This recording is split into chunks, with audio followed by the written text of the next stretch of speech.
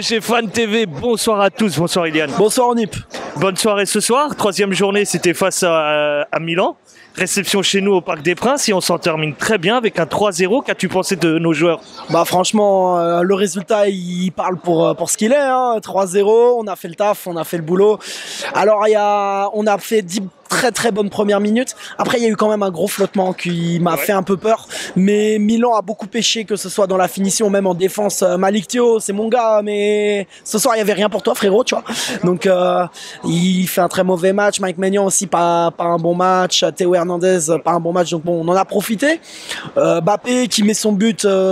On avait oublié un peu qu'il était là, il s'était fait oublier, puis là il surgit, mais son but c'est aussi ça la force des grands joueurs, tu vois. Tu te fais oublier pendant un temps, puis dès que tu as une miette d'occasion, bah allez bim, voilà.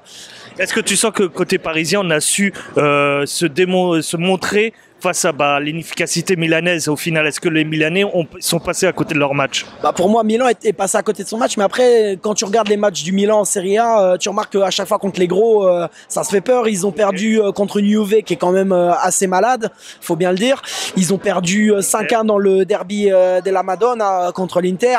Donc voilà, c'est quand même une équipe qui est assez faible. C'est quand même une équipe qui est assez faible et qu'on se devait de taper. Donc les 3-0 qu'on a fait là, c'était très bien. D'autant que les Allemands ont fait leur travail de leur côté et je suppose que tu as un mot aussi pour eux. Genau, unsere Freunde haben es geschafft, les potos ils l'ont fait. Dankeschön Dortmund, Dankeschön, vous êtes des bons les gars, je le dirai, je le répéterai, Dankeschön. Et ils ont gagné 1-0, donc ça fait parfaitement nos affaires. Nous, 6 points, 4-4-2. Ouais. Donc non, franchement, on est bien, on prend la tête du groupe. Ça veut dire que si on fait le taf à San Siro dans 2 semaines, à savoir au moins ne pas perdre, donc au moins ramener le point du nul, voire les 3 points, ce serait l'idéal. De là-bas, ça nous mettrait en position confortable pour se qualifier.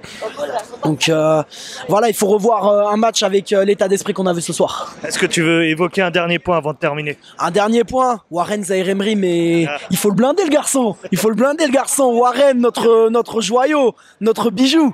Incroyable match de Warren qui a porté le milieu à lui tout seul, parce que quand tu regardes le match de Ugarte, Vitinha c'était moins bon on va dire, tu vois, mais lui par contre il a fait un match exceptionnel, il faut bien le dire. Donc j'espère qu'il va nous régaler encore. Il est jeune le mec, il a 17 ans.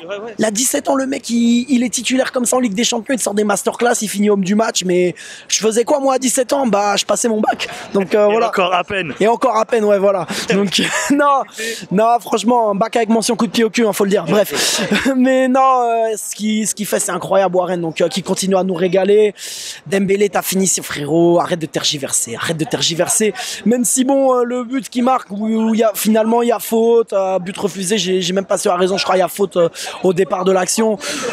C'est sévère un peu, tu vois. La première mi-temps de Dembélé était pas bonne, mais il s'est rattrapé après en deuxième avant sa sortie. Et l'entrée de Kanginli, exceptionnelle. On a un joueur très précieux qui nous a ramené, qui a ramené à son pays, la Corée du Sud, la coupe, le trophée. Donc franchement, lui aussi, il faut le blinder, il faut le faire progresser. On a une équipe incroyable, il faut continuer à travailler. Je te remercie, Ilias. Bonne soirée, allez Paris.